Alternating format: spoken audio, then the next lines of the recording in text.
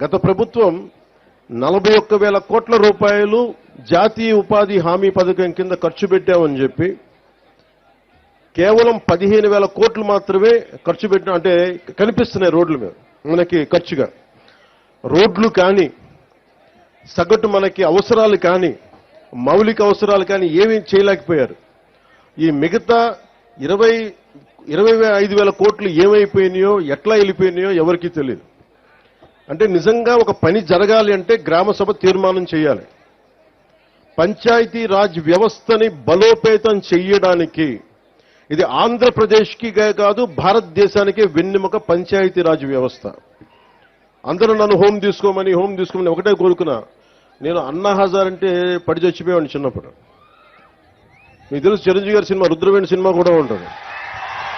అది అన్నా హజారే గారి ప్రేరణతో తీసింది.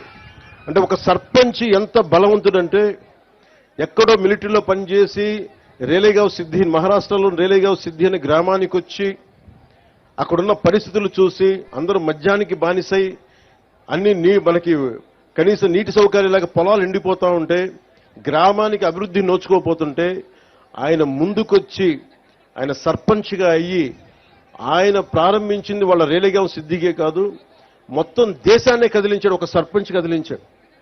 అది కూర్చోబెట్టి లోక్పాల్ బిల్లు కానీ ఈ రోజున సమాచార హక్కు చట్టం కానీ ఇవన్నీ ఆయన నాయకత్వంలో జరిగినాయి. అంటే ఒక సర్పంచ్ తలుచుకుంటే దేశాన్ని కదిలించగలిగే శక్తి ఉందనేది మన గ్రామాలు చూపించినాయి.